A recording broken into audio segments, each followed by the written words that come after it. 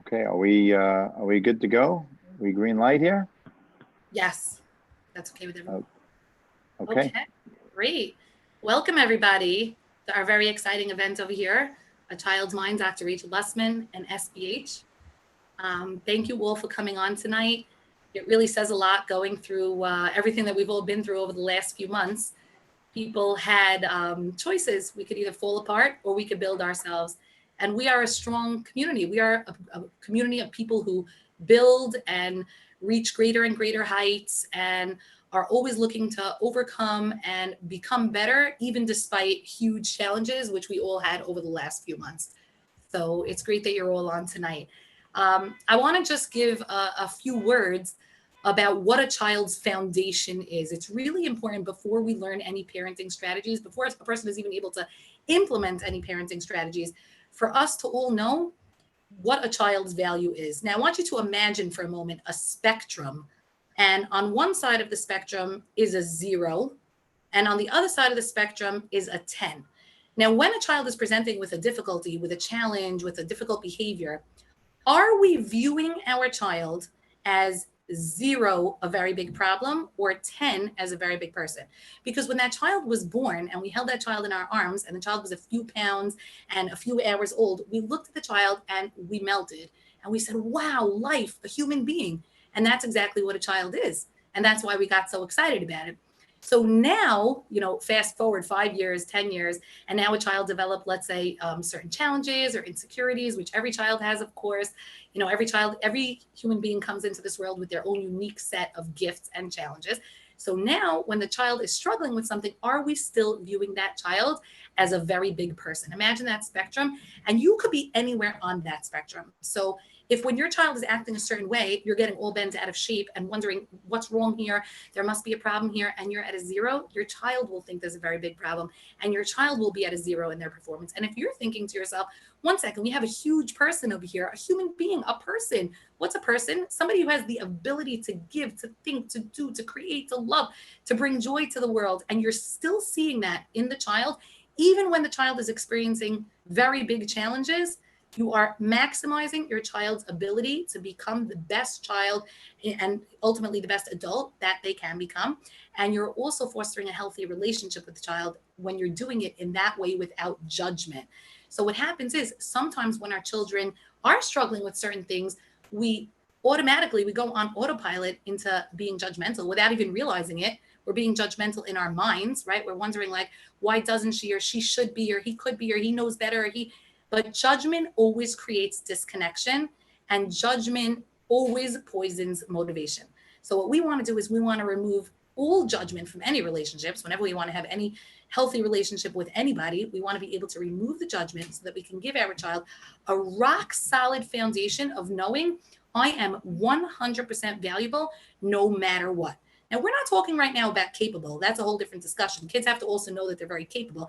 And when they do things to affect the world around them and they see the world responding in a way of, oh, I needed you, I needed that, it makes them feel capable. But that's a separate conversation. Right now, we're just speaking about their inherent value, that their value is unchanging, that there's nothing a child could ever say or do that's going to make me think less of them.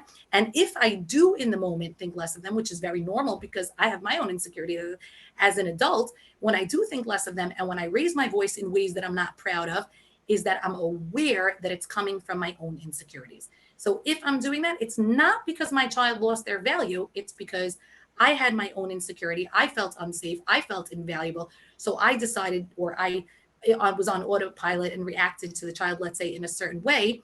And I didn't see that for the moment. And sometimes it's even important actually to go back to the child and say, like, yikes, like, when I said that, I think I forgot for a moment how valuable you are. And I was really stuck in my own mind at the moment. I'm really sorry I spoke to you that way. And it just shows the child that, like, I'm a very real, genuine person. I'm working on myself. I'm a person who makes mistakes. I'm happy to admit I'm modeling for them that we make mistakes, that we get lost in our insecurities sometimes. So my hope for everybody here is that as the strategies get presented to us tonight, that we are able to go through our lives, specifically now during these challenging times, never wavering from remembering the tremendous value of each and every single child. no exceptions.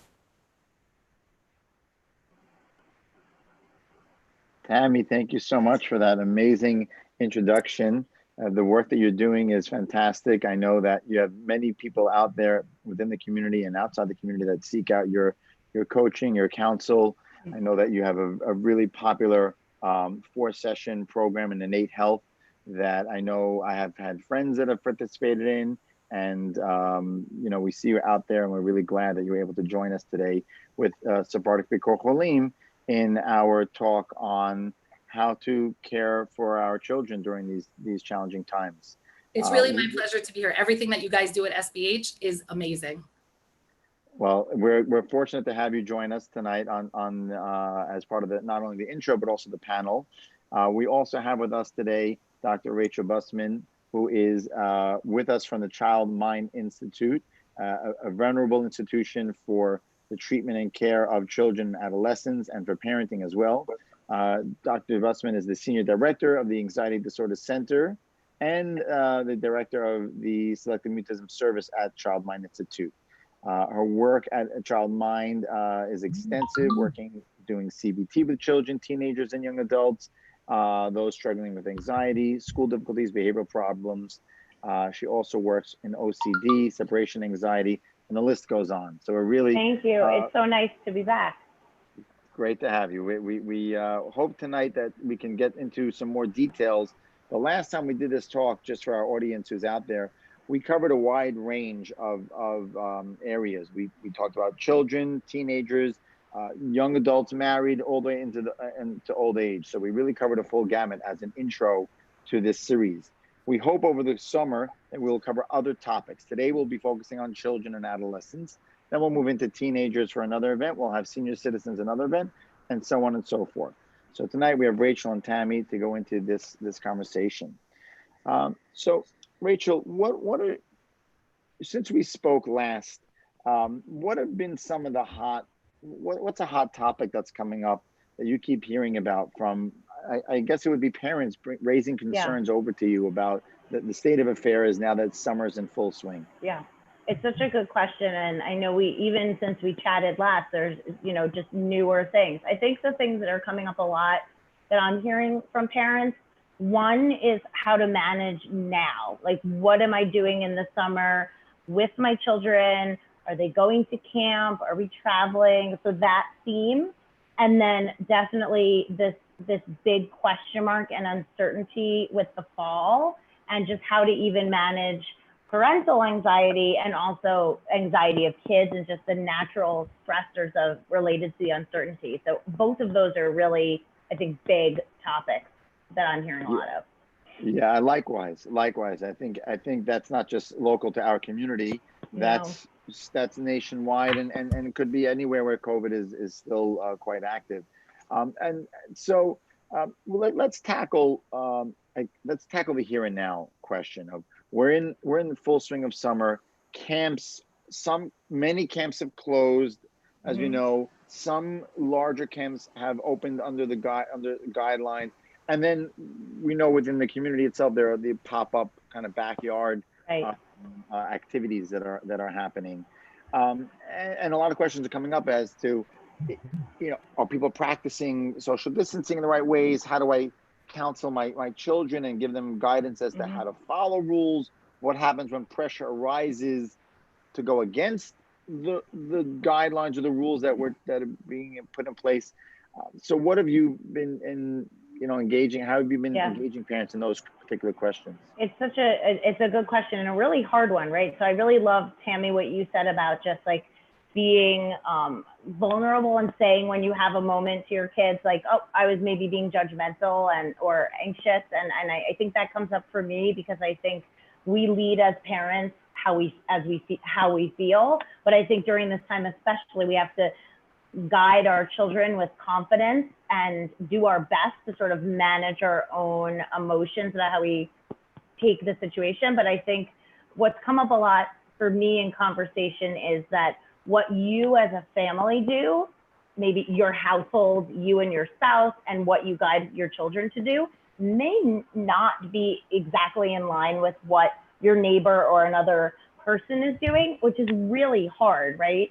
So just being able to have a conversation with your child or children, this is what we're doing. This is what we feel comfortable and confident with. And then naturally, as some kids will say, well, how come this one isn't wearing a mask, or they're allowed to play at so-and-so's house, but not us? Those can be moments where you feel like you're not on like level footing, because maybe you're even feeling uncertain. But again, just feeling as confident as possible, because your children definitely look to you to act confidently even when you don't.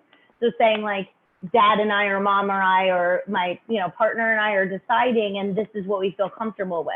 Because kids will feel more secure when we guide them in a secure way. Right.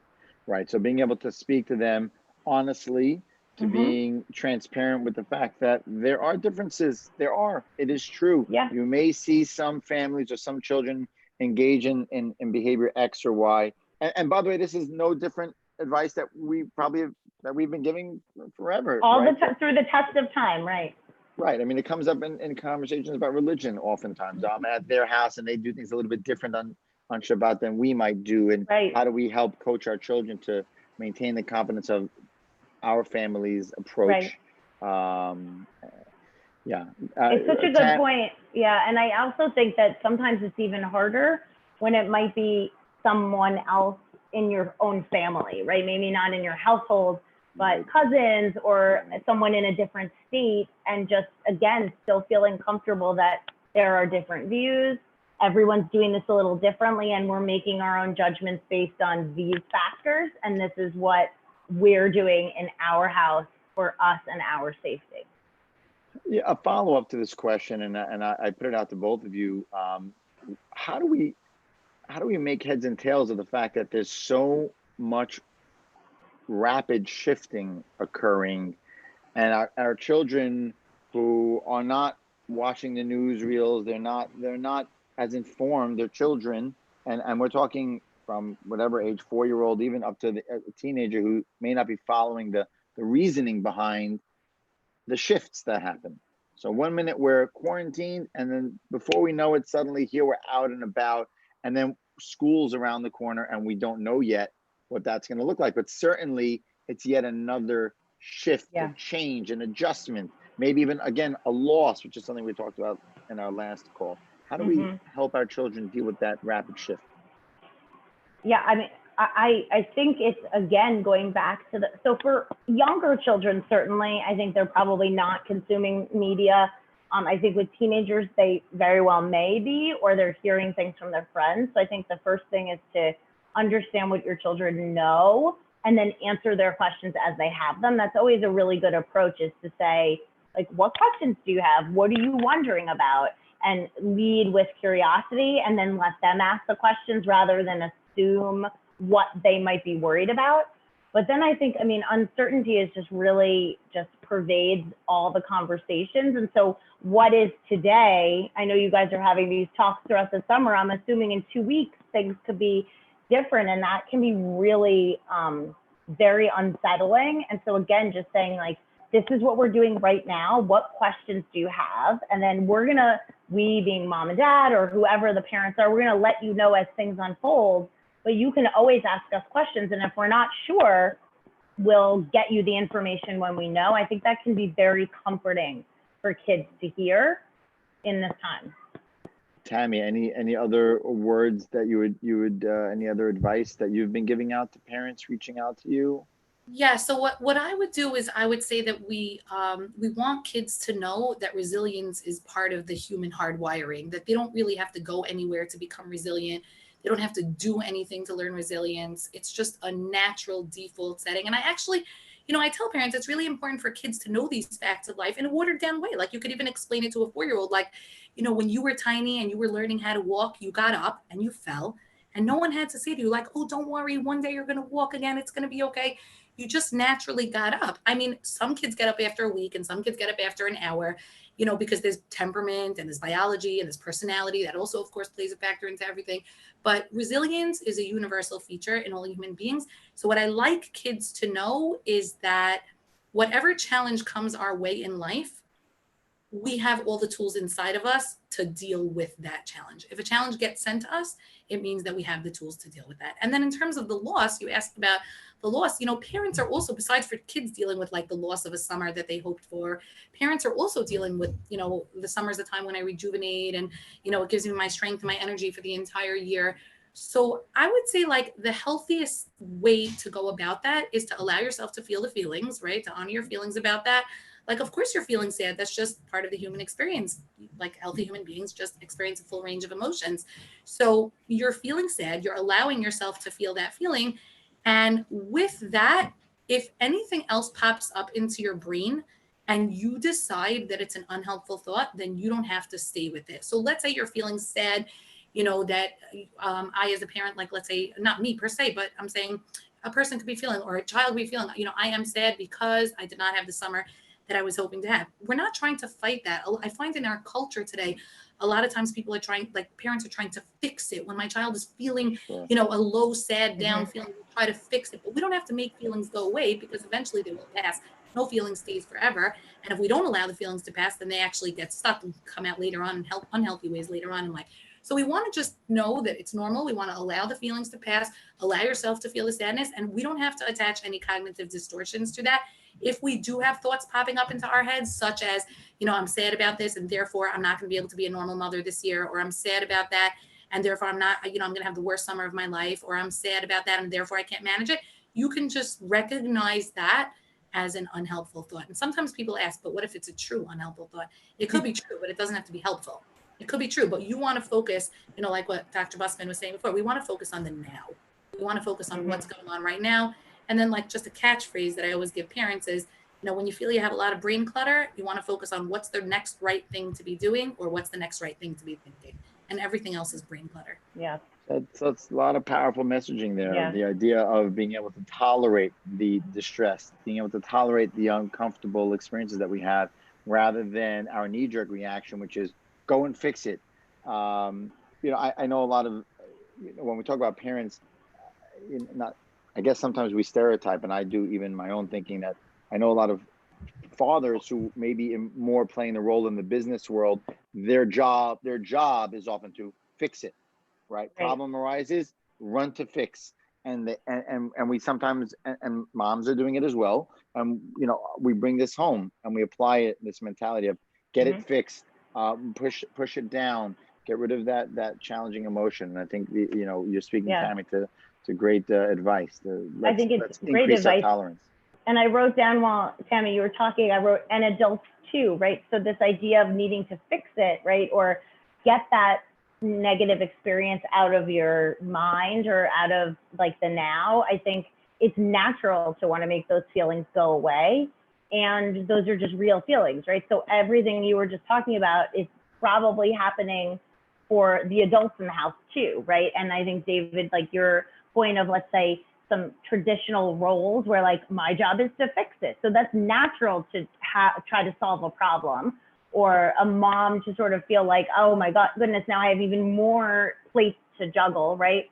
And just acknowledging that is really important. Like, this is hard, or I'm used to solve, like if a dad or said, I'm used to solving problems and there isn't a quick solution to this. Like, it's actually really validating to say those things, or even remind yourself, because the truth is that there isn't a quick fix to this situation. And that's very unlike our sort of human experiences to try to just make bad things stop. And so I think being able to say, like, yeah, this is really hard for me, for you. I know you're trying really hard, let's say dad or mom, and I value your input. Like, let's continue to be a team so we can support our kids and let them know, again, like these resiliency factors, those things. I loved that analogy of like falling down, getting up. Some take longer than others, but they do. And that's sort of a really nice metaphor for this whole, this summer, the what's to come, and so on. Yeah, definitely resilience and grit and perseverance and endurance. These are words and concepts that are going to be researched. I know, Rachel, you likely have. We have colleagues that this is their bread and butter, and this is the richest data set that has ever been presented for societal perseverance and endurance. I want to switch over to another kind of area that I've been hearing a bit about. We mentioned that there are a lot of backyard camps or small groups, pods that are coming up, and one of and I think that speaks. It's a testament to our community's ability to work together and to figure out solutions quickly and to innovate and to quickly adapt to challenging situations. But at times there are byproducts, and there are difficult byproducts that may come with such re-innovations. And in this instance, I've heard a lot about the in and out dynamic that has been created. So there are small groups, maybe it's 5 children or 10 children, whatever the number might be. And then there's that one child or 5 children that got left out of that group. And that suddenly this dynamic has come up in an intense way because it's also fused with a survival mechanism, as if like we must protect. And so I can't be paying attention to the fact that I just hurt your feelings, or they got left out, or they're in and they're out. And I know, again, this is an age-old issue. It's not a new concept that there's people that feel left out, but it's coming up a lot. And I'm wondering, what your yeah, it's so interesting because I hadn't, as you were talking, I was just sort of thinking about it, and the first thing that came to mind is that really, it's like since March probably, everything we're feeling, which are all like things that have happened forever, right? Peer conflict, exclusion, in, out, is just so intensified because everyone is just in sort of this survival mode. So I think that even those things probably get even more amplified, right? So, and the parents are also a little bit more afraid, and the kids are even a little bit more sensitive and afraid. And so I don't know if this is the answer, but I think trying to operate from a place as a parent of assuming good intentions and communicating. So I'm only just imagining, let's say there's this pop-up thing and your child wasn't invited or you were feeling left out. You could be really angry and have a lot of resentment, and then maybe, I'm not sure what the conversation would be with the child, but you could assume good intention, right? Maybe this person, I wasn't on their radar, my child wasn't on their radar, and how do I want to act? What do I want to do about that? Is this worth having a conversation with a neighbor or a classmate or a peer? Is this someone close to me? Is it not? What would be in line with, like, I think, Tammy, you were saying like helpful thoughts versus unhelpful. The thoughts and the emotions come into our mind, but like we don't have a lot of extra resources to devote to things that aren't, I think, going to be all that helpful, right? So like, is this something that I want? Is this going to be a task I want to take on? Like, do I want to have a conversation with a neighbor or friend? Or maybe let me assume good intentions and then direct my energy towards something more actionable. That those were the things that came up for me initially, but I'm assuming everyone is really doing the best they can. Every parent, every kid. But I think it's just everything is sort of amplified and feels even more intense. Yeah, I agree that it's a challenging time, and our gut reactions are ones that we have to kind of give a pause towards. Take that breath in, contemplate what else might be going on, give the benefit of the doubt. What would happen if I was in their shoes? Just try to stretch out your ability to delay or even just put off that negative reel of thoughts and emotions. Tammy, any other thoughts on this question? So, it's interesting that you brought this up.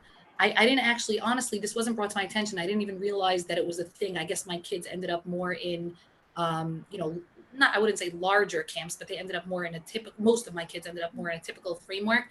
But, now that you brought that up, it's just bringing me to this thought that, one of the things that I really, really like to teach kids in general, just about healthy social roles, is that you get to pick your social role. So I teach it as a champion. A champion child is a child who's A, not afraid to be kind to everybody, and B, also not afraid to speak up. So why I always say not afraid to be kind. Why not afraid to be kind? Because it's hard to be kind to everybody. You have to go out of your way to be kind. Other people might be like, why are you doing that? Mm-hmm. But if a person feels really secure and they know that I'm very valuable, and I know that all my classmates are also very valuable, and it's not so scary to include him. I might not like it, he might not be my best friend. She might not be the person that I really wanted to hang out with, but like, I don't have anything to lose. If someone else gains something, I'll never lose what I'm supposed to lose in my life. A secure champion child knows that. And then there are the other three rules. So, I explicitly teach it. If you want, actually, if you ever want to, have the resource, I have it mapped out into 4 roles. There's, you can be in a champion role, a victim role, you could be a bystander, or, for girls, we call it a queen bee, for boys, a bully. And it outlines for kids what the specific behaviors are each. And you want to be a champion. You actually already are a champion. Like, you don't have to go anywhere to learn how to be a champion. You have it all in you. It's just our insecurities that take us away from that sometimes. So I would actually try to direct a child to think about, how can we be a champion in this case? Like, a champion, seeing your value, seeing the value of the kids that are left out, stating your needs, thinking about his needs. What does everybody need here? How can we think like a champion in this situation? That is an important part of, I would say, I really would say curriculum. It doesn't have to be formal instruction. Yeah. There definitely are ways to make it formal instruction. I definitely, I have that, we do that in schools, but even informally, it's important for parents to constantly be talking about what confident children do, what secure children do. If you feel good about yourself, then you're not afraid when someone else gets something. You're not afraid to include somebody, even if it's difficult. Yeah, I'm just listening to what you're saying, Tammy, and I keep thinking, and adults, right?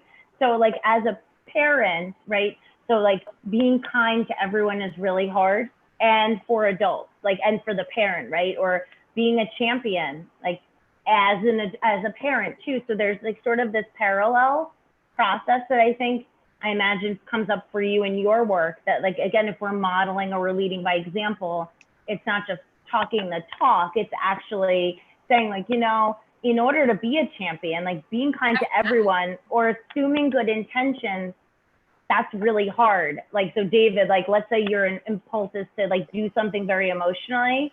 As a parent, you might even say out loud, I really want to pick up the phone and call so-and-so and say why I'm angry, but I'm going to sleep on it because, I think I want to think about how I want to handle this situation. And that's so much more valuable than just telling your child to do that, but actually showing, or maybe with dad and mom, like, I'm really tired. I need to take a few minutes to go take a shower or make a cup of tea, but like, you're also really busy. So that's hard when we both need something, but like kids see that much more than just hearing a lesson or a parable. Yeah, I think that's a great point for us to accentuate for our audience, is that modeling is something, teaching our children is not just the verbal lessons, and it's not just the, right. Our reprimands or redirections. It's actually more so children see what, children see, children do. What they see is what they'll end up picking up. Yeah. I wanted to switch into another area that, again, it keeps coming up, where we've now had this gap of time. We had this school year, and the school year, we can all acknowledge, was less than optimal, right? Understandably so. The school systems were put upside down and having to scurry to figure out how to switch to online learning. Some did it better than others, but even if you did it great, it was still less than everyone being in a school together, right? Everyone can agree to that. Agreed. Now we have the questions of, so there's 2 questions that I want to introduce. One is, what can parents be doing now to, I guess, bolster what happened? And then, from a psychological, emotional, developmental standpoint, and maybe even education, even though that's not our expertise, Tammy more so than us in terms of education. And then the second question is, what's around the corner with school, and is there anything we could even offer to parents to deal with all of the uncertainty that is rapidly kind of unfolding, or I guess maybe feels slowly, but it is rapidly unfolding? Yeah, such a good question. I mean, the thing that comes up first is what we can be doing now. I think what I've heard a lot of, especially because I work with a lot of families that are struggling with anxiety somehow in their lives, is when you've been home for a while, you're kind of out of practice separating or having sort of bravery directed tasks. And so things that come up like, I'm never going to go back to school, or I don't want to go back to school, or I'm scared of X or Y. So I think tuning into those moments and just giving opportunities to just practice being brave, whatever that means. Now, that doesn't mean you're going to go to a mall and practice having your child shop in a different store, because that's not reasonable, right? But even if it means separating in the house or playing outside in the yard when a parent is inside, like anything that sets the stage to continue being brave, being resilient, right? So I think from an emotional standpoint, that's what comes up. I think the academic piece, I think, is challenging, because I think expecting parents to take on a role as a teacher, to me, just doesn't seem reasonable. I think if you have a house of one child or 3 or 4, or to take on an additional role of being an educator seems very hard, right? So for me in my house, like I can do certain things with my son and encourage summer learning or activities, but then there are certain things that just create tension and then more stress. So I think there is a balance in finding out how to continue just the learning experience, even if it's projects or scavenger hunts or reading or engaging in like more multi-sensory experiences, while not also creating just a lot of tension, because kids are used to summer being summer vacation, right? Even if it's a summer reading book, it's not usually let's buckle down and learn with mom or dad. So I think we want to be careful not to create more tension when we have to have a marathon and not a sprint. Right. Great advice. I know in our own house, we're trying, like you said, to find that balance. So exposing the kids to some of their, some educational experiences, whether it be more math exercises. We went to Target and bought, whatever grade level books they have for kids. And right. Staples has them, Target has them, and we gave them to our boys, and they've been working on it, right? And they get excited by it, but at the same time, sitting down with more formal, class setting is not what we're doing. So it's finding some balance, I think, is a good idea. Tammy, any of your experiences that you've been seeing in this regard?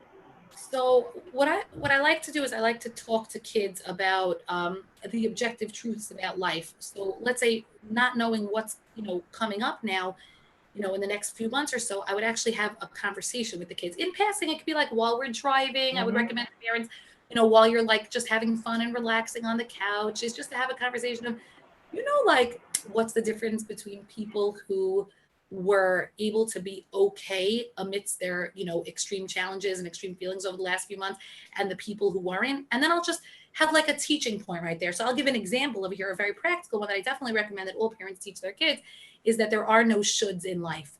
That people that hold on to shoulds in life, like life should be this way, my neighbor should act that way, my mother should act this way, my daughter should act this way, they really are setting their lives up for disaster. And what we want to do is we want to put, I call it the 0-100 rule. With any challenge, you decide what you can't control about the challenge, what you could. You put 0 energy into what you can't and 100% of your energy into what you can.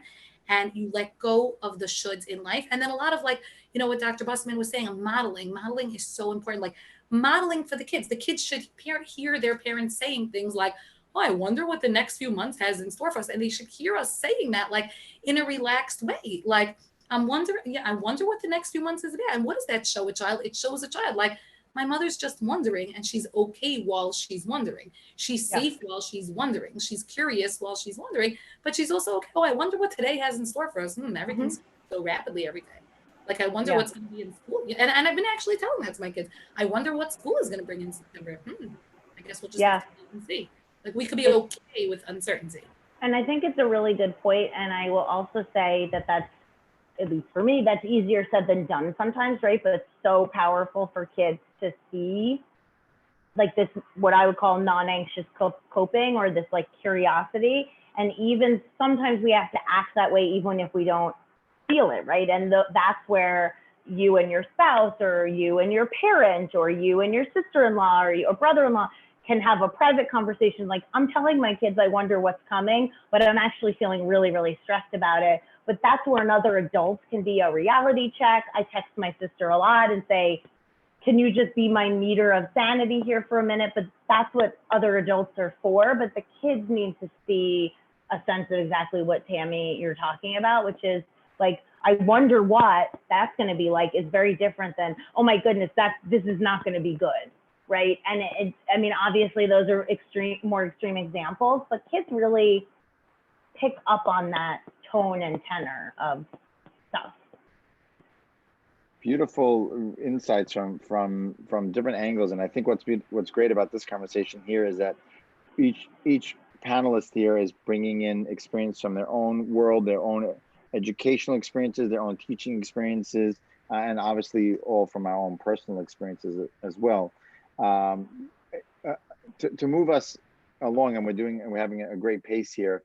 And I think soon, if there anyone in the audience that wants to shoot out any questions towards us, then just drop it into either the chat, or if you're in the live stream, I believe you can even post into the live stream, and it'll be sent over into our Zoom space over here, and we'll start keeping track of those questions. So, in terms of teenagers who are in, mostly in New Jersey and in Brooklyn, those who are staying in Brooklyn, are mostly getting out and about. The shackles have been taken off, right? We're moving along in the phases, and they're just trying to engage in life as normal, even though we all know there's still a high degree of abnormality to what's been going on. Yeah. I'm wondering if anyone's hearing some of the challenges that the teenagers are facing in that balance between we're out, we're good, we can just throw caution to the wind, versus, well, but we're still, there's still a concept of rules, and we're still trying to maintain the social distances, and we're still trying to encourage wearing masks. And a teenager is I'm going to presume less inclined. Yeah. Right? You tell a kid don't wear a helmet when they're riding their bike. Sure, mom. They grab their helmet, they go out, and they leave it on the lawn, and they head on out. I think it's that you're hearing in this. Yeah, definitely. Well, I mean, I think what I'm hearing more. So I think the two things that come up when you say teenagers is, one, peers and friends are so important to teenagers. Of course, they're important to adults and to children, but to teenagers, I mean, that's really a hallmark of being a teenager, right? Is this like real shift to friends being so important. So the fact that there's been this disconnect from peers is really real, that we can't overstate, right? So my husband is like, I'm happy to not talk to my friends. Like, that's not so hard, right? But for teenagers, it's very hard. So as parents, we might be thinking, what's the big deal? They've been chatting all day on text, but it's different. So we want to keep that in mind. And I also think, the brain is developing well past being 15, 16, 17, up to you're 25. So really the centers of the brain where decision-making and judgment and planning ahead happen, those areas aren't fully formed in a teenager, and that's really real. So remembering that those important things that are on an adult's mind might not actually be on the forefront of a teenager's mind. But then I think going back to what Tammy was saying, it's like finding those moments because teenagers still want to connect with their parents. So finding the moments where they're inclined to talk, whether it's in the car, or maybe you pass by your daughter or son's room and say, hey, I'd love to chat with you for a few minutes. And then just having an open conversation, like, things are opening up. What are things on your mind?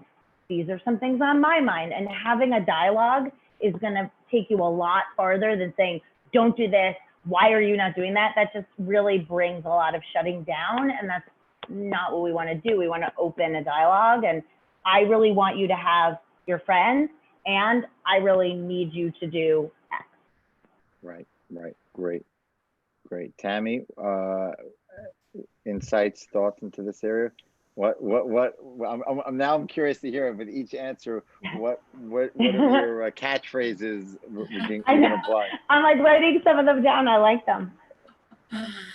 So I would say that it's important for parents to know that, like what Dr. Bussman was saying, is we're not, saying you need to do this, you need to do that, because that doesn't work. That just creates rebellion. It never is successful. It never works.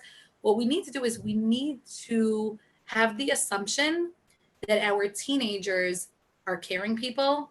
They want to cooperate. They want to be kind. And when we talk to them like that, that's what they do. Kids really act of all ages. They act whatever their parents are thinking.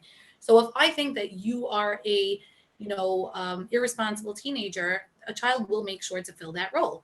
But if I act towards a child like you're capable of figuring this out, or you're very responsible, or I know you care about safety, or I know you care about grandpa, and keeping away from him, and it's so nice that when you go visit him, like, you're careful to wear your mask or whatever it is. Like, if we set that tone of, I know that you're capable of doing this, they respond like that. Now, in the event that a child is struggling to cooperate, we want to just have like a very non-judgmental conversation with them. I call it the I know you don't mean to conversation. It's funny, I didn't realize I have catchphrases for things, but I guess I do. You But okay. Every time you say I call it this, that's your catchphrase. I don't know. So I call it the I know you don't mean to conversation. So while you and your teenager are having a great time, you're drinking your coffee together, whatever's going on, and you're laughing together. So you would continue smiling and continue laughing, and you would say, Joey, I know you don't mean to. When you go to grandpa's house without a mask, it just comes across like, as if you're forgetting that, grandpa is at risk. But I know you're not the type of kid that would want to forget that. So if you don't mind, like, please just wear a mask, when you go to grandpa. And then you get a commitment from him. You say, do you think you can remember that? They always say yes. When you say it like that, why should they say no? People want to be good. People want to do what's right. Yeah. Nobody wants to hurt people on purpose. So do you think you could try to remember that? So the kid says yes. They forget the next day. So then I guess the next catchphrase is, so then you say to the child, oh, what happened? So you just go to the child, you say, oh, Joey, what happened? So it's not a judgmental what happened, but it's I know that you care about people, what happened, right? It's an accountability. You're an accountable person. You're a caring person. Oh, what happened? So he says, I forgot. You say, oh, okay, no problem. Everyone forgets sometimes. Here's a mask, right? So yeah, that's. And it's really nice because it again, like, is very calm, which I think is so important, right? If it came with this emotionality, like, what about grandpa? He's like so vulnerable. That's going to equally be met with, I think, emotionality. And then I also think that it assumes good intention, which is hard to argue with the natural good intention. And then it like, and I also think one thing that came up is that we want to do is we actually want to catch those moments where where anyone, teenager, child, is remembering something that has been a struggle, and you want to catch the moment when it happens, because then it actually is more likely. So maybe you don't want to embarrass your teenager and like, oh, Joey, you wore your mask in front of grandpa, but like maybe later say, you know what, like, I remember that last time that was hard, so I really appreciate that you put that mask. I noticed that you put the mask on even before you got out of the car, and I really appreciate that. Like those are coins in the bank, so to speak, for building, I think, more positive behavior. Dr. Bussman, I love what you just said about how I really appreciate it, as opposed to saying to the child, like, oh, it's great that you remembered. You're showing the child that, like, there's a connection between you and me. You're capable of caring about other people. Like, you care about me and you care about grandpa. I really appreciate it. It shows the child how they affected the world. I love that. Oh, great. I guess I have a catchphrase. But I think it also is just really, again, about like the non-judgmental stance, whether it's with your neighbor or with your child or with your spouse, right? Like, I appreciate this is hard. You're used to being the problem solver, and that's hard to not fix things. Or you're used to me not being in the house all the time, and that's easier when I'm not there. But we're all like coming from a place of appreciation. I know, David, you talk about gratitude a lot, and actually we know that the literature really, there's a lot of good research that says like having gratitude and practicing gratitude is really good for people. So it just reminded me of that. I think that we've been, judgment has come up in our conversations tonight, so much so that I want to actually zoom in on that for a bit so that our audience can benefit from the collective knowledge about judgment, because it's one of these experiences that we're constantly speaking out of judgment without realizing it. My wife, Ayla, who sometimes, we do these talks together, but she wasn't available tonight. She is from the DBT world, the dialectical behavior therapy world. And in that world, judgment is just constantly brought up. It's a judgment, it's a judgment, it's a judgment. And it elevates our awareness. But I think the average person who isn't in that, therapy world, it's not even on people's radar. So can we spend a few minutes in the context, again, of how we're helping our kids learn and both in terms of how we communicate to our children and how we're trying to help our children understand the concept of a judgment. Tammy, you want to start us off on this one? And I'll flip the I'll flip the order on this. Yeah, so I ask parents a lot of times to just take like a quick dive into their childhood so that they can remember who the people that they wanted to respond to were, and who the people they wanted to cooperate with were, and who the people that they really didn't want to cooperate with. And I always say, like, I have no idea who that person is. Like, you might be thinking of your third grade teacher or your great aunt, or I have no idea. But what I do know, and you would know this a lot more from research. For me, it's really all just clinical. But what I could tell you is that, the people that you wanted to connect with and the people whose lead you wanted to follow were people who were not judging you. And the people that you were moving away from, whether they were teachers, neighbors, parents, cousins, whatever it was, were people who were judgmental. So we want to try to take a look at what the conversation in our brain is. Like, what's going on? Like, am I thinking like, I'm not good enough, I'm not a good enough parent, my child's not good enough, there's something wrong with my child? Or am I thinking that a more, universal objective truth, which is that, yeah, we all have things to work on. And, we're always trying to constantly become better people. We can't just sit back and be irresponsible and say, oh, that's hard for me, so I don't work on that. But as long as we're trying and we're working on ourselves, judgment, that voice in our head will always create destruction, separation, rebellion. And that's really the last thing that we want to do. And then there's also specific words that we could be careful to stay away from when we're talking to children, which is should. We discussed that concept. There are no shoulds in this world, right? So we don't want to be telling our kids things like, you should have known that. You should have. Just look at the facts ahead. Like, I need you to take care of this, or I need you to take care of that, or, this is something that's really important to me. But it's not with the judgment of you should. Another one is why. Like, why would you do that? Like, why would you do that to your brother? As opposed to, I know you would never want to say anything hurtful to your brother. When you say that, it just comes across like as if you, God forbid, think like you're better than him. But I know you would never think that. So can you be very careful not to use that? Mm-hmm. Not to use that Yeah. phrase. And I think those are really amazing thoughts. I think also probably, David, I was thinking about sort of in that DBT world, this idea of taking a step back and just observing. And Right. sometimes in that moment of taking a step back, so and going to what Tammy's saying, like if you notice yourself or you notice your child saying like, he's better than me, right?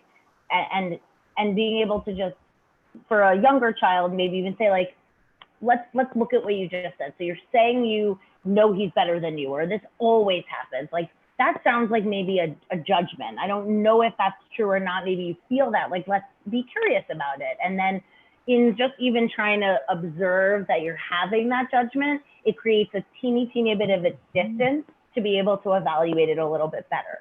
So that's what comes up for me, which is, and then should, I was thinking always is the word. Like, it always happens, or this is always how it goes. So sometimes that comes up in my house, like, when like Legos don't go well, my son might say, this always happens. And then I'll say like, your first inclination is say, no, it doesn't. But like, that's very real for the child in that moment.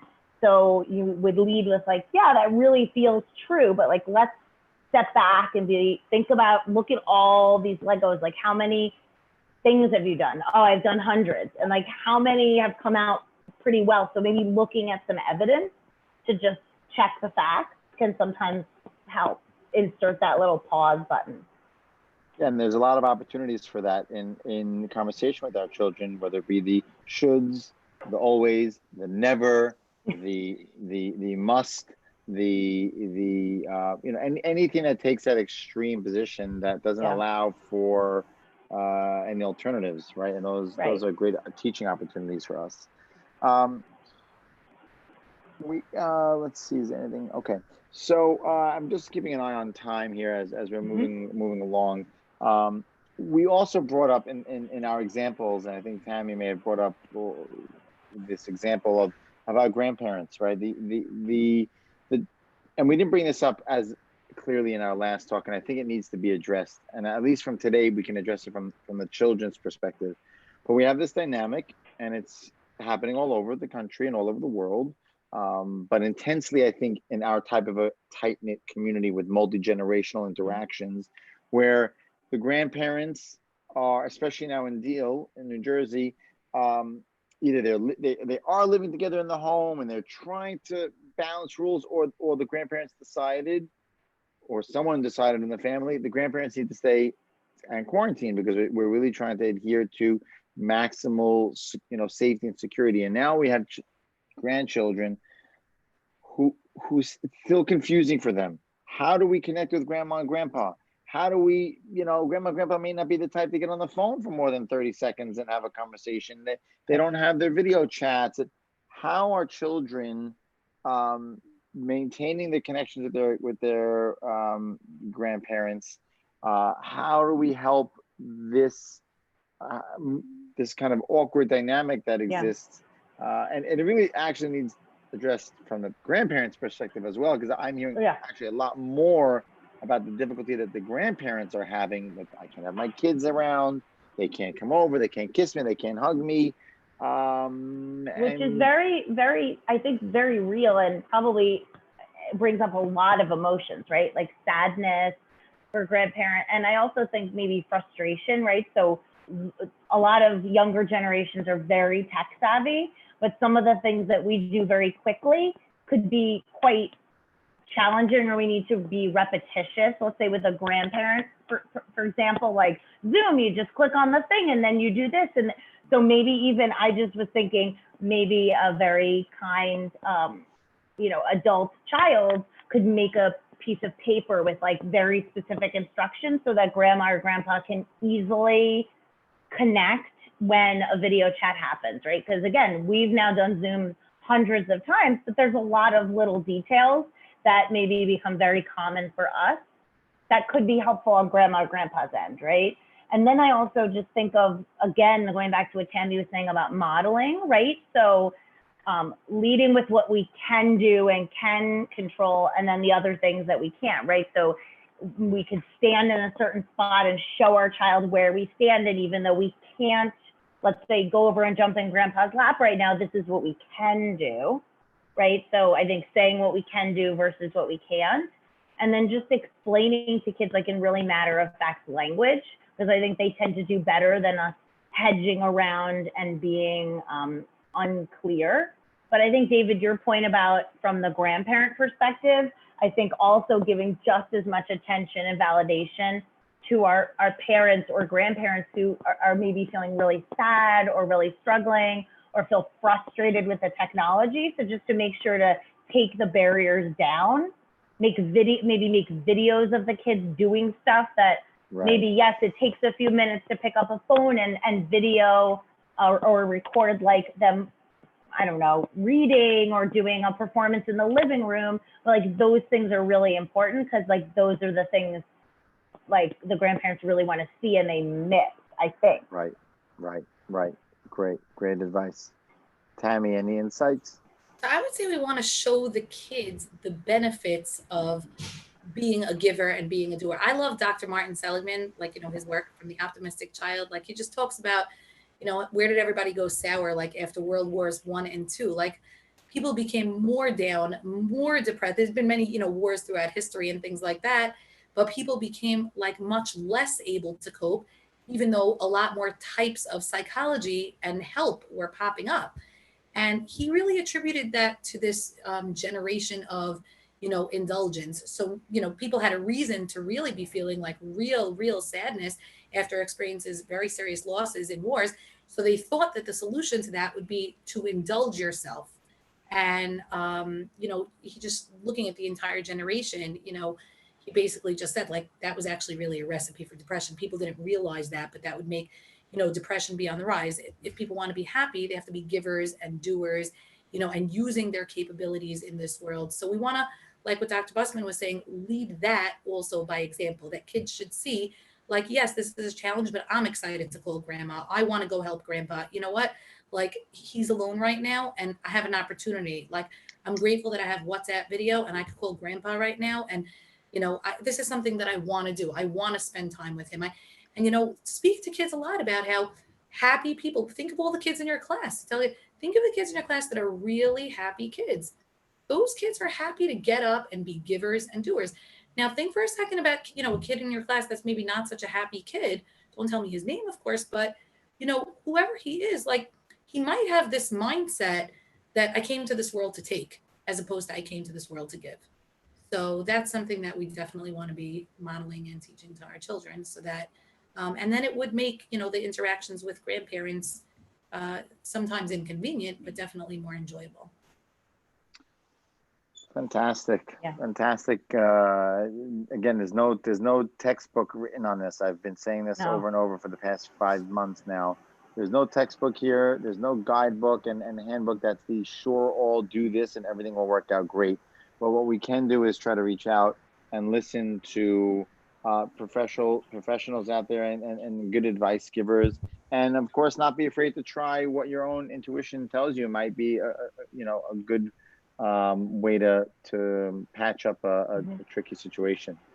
Yeah. We're heading towards the end of the hour, so I want to just invite anyone who's out there on either of the platforms that we have, because we are streaming on multiple platforms, so there's more people out there than we immediately are seeing. And if you have any questions, just pop it up into your relative platform, and our admins who are on as admins on all of those platforms will send any of those questions our way. So we'll just give anyone a second, a few moments to gather their thoughts if they have any questions. David, while we're waiting for a question, can I just say one thing that we haven't really talked about, but I think just a good reminder, is this idea of self-care, and that my new catchphrase is self-care is not a spa day. So like that actually means taking care of yourself in a variety of ways. So I was, during our talk, by drinking my flavored water, because it actually is really important to not remember that when you're really, really thirsty at the end of the day and dehydrated, but like that you're doing small things to make sure you're renewing your energy resources. Great point. I know Tammy, was speaking about the self-care also in our pre-conversation.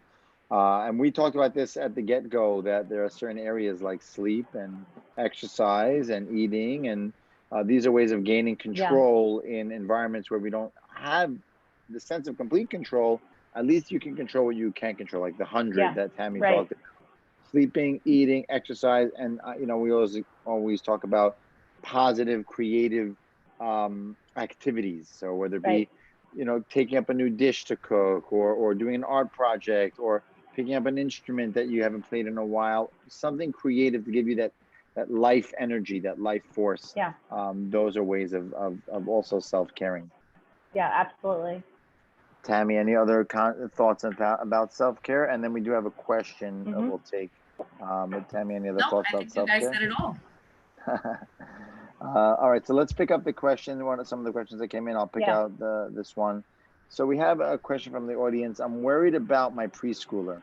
Will he or she still learn how to socialize if he's not with peers, right? And does a virtual socialization replace or even come close to real life socialization for the younger children? And Rachel, I am curious, have you seen any actual data or research on this really important question thus far? I haven't, but I have heard this a lot, right? Because I do work with pretty young kids, and I think we know, because what came up in early on, I feel like in March and April when I was doing some talks, is like, isn't isolation really bad? And I sort of just reframed that, like, being at home with your caregivers and your siblings, and maybe doing some virtual preschool, that's not being isolated. It's not deprivation. It's not a deprivation tank, right?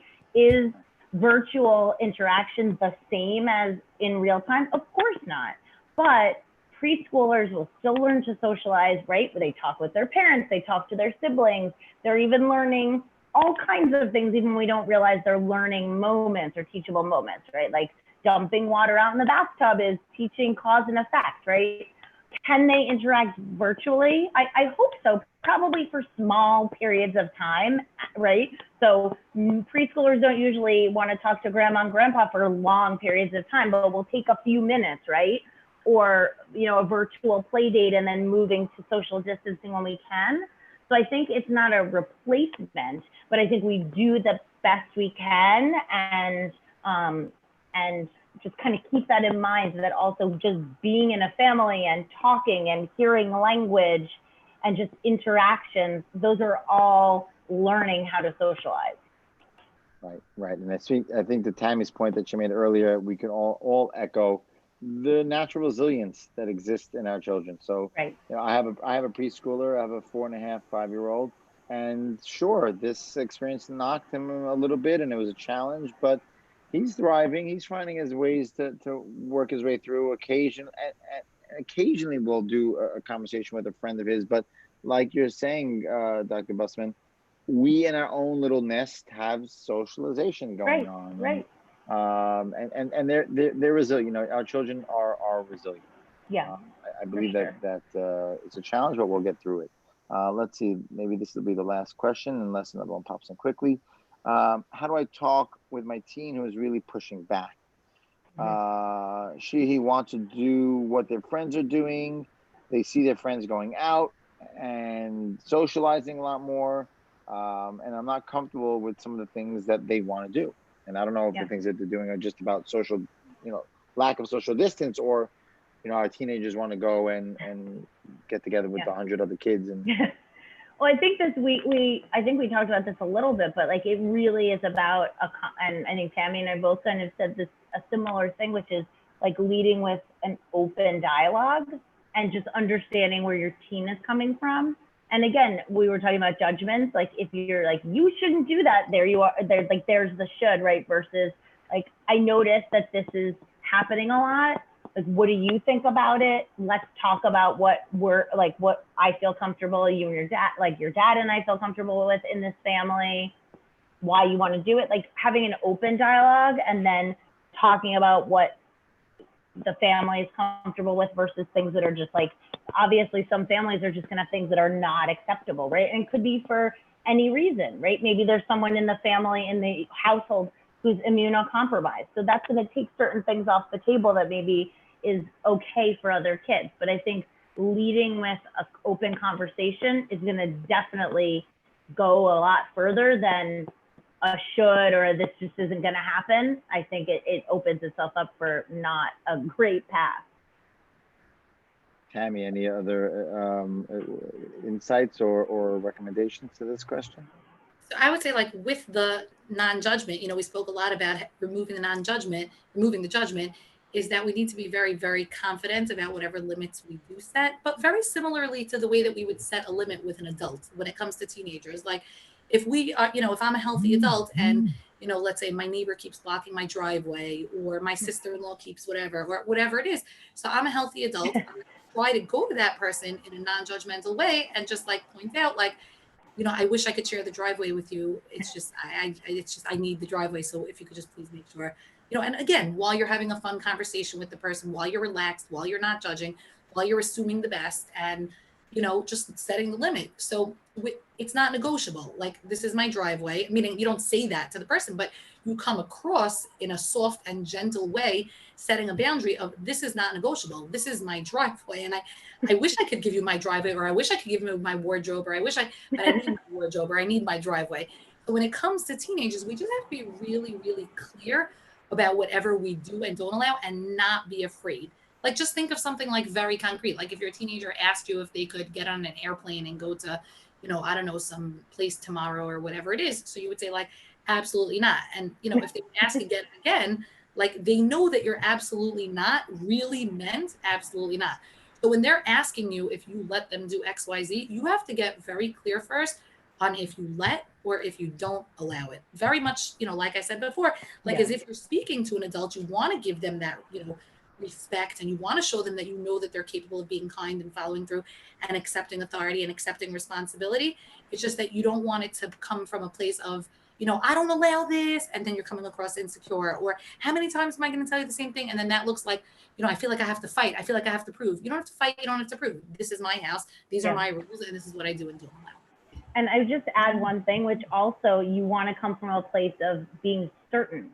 So if you seem unclear, like, well, I don't really know, then just as much you need to be certain about the things that you're firm on. And so that's where you say it as a statement rather than, well, maybe or I don't know if like, if you're certain about it, you want to come across as being clear, because otherwise you give like a mixed message, and that doesn't help the things that are really that you need to be clear about.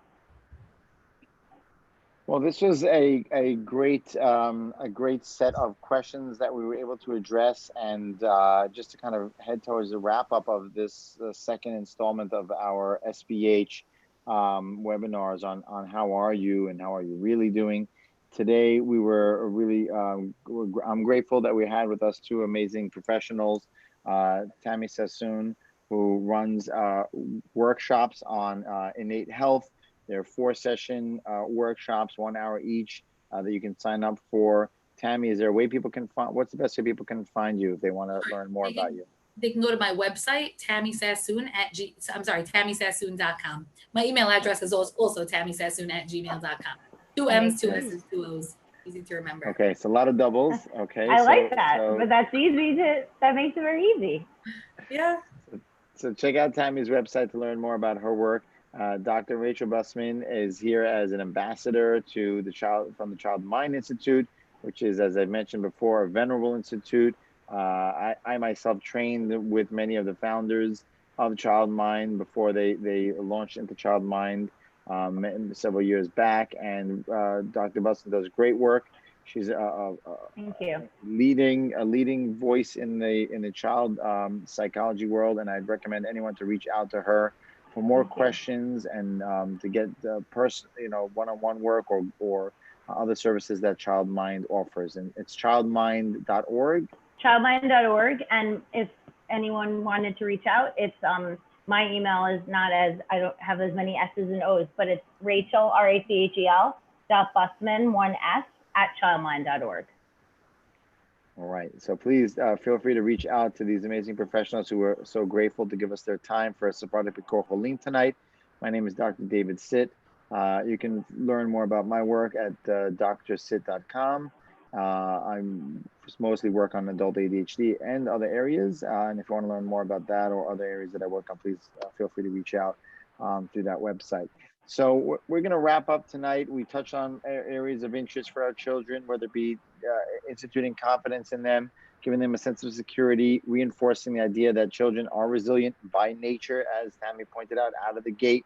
There's a natural grit to our children, and we just almost want to not impede on that. We want to almost encourage it and step out of the way and help them with positive encouragement from the side. We want to try to be mindful to observe when we're using our voices of judgment, when we're using language like should and must and always. When we hear our children using that language, we can try to redirect them and educate them in different ways of perceiving the world, because the reality is how we perceive it. And there's a lot that we can do to influence that, whether it be our teenagers, whether it be our preschoolers. So we hope that the information we provided you tonight will be helpful and meaningful.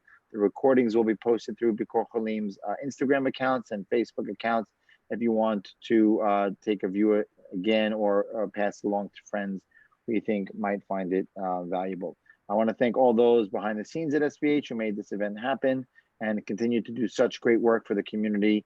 And once again, thank you all for tuning in tonight. Thank you for having me. Thank you. All right, great. You can go to youtube.com/c/SBH Live to see this recording, as well as all the other recordings that SBH has been posting. It was just put into the chat if you need that information. Is there a closing slide that we need to put up? There you have it. Okay. Thank you all for joining us. Have a great night. Have a great week, and we'll see you at the next talk.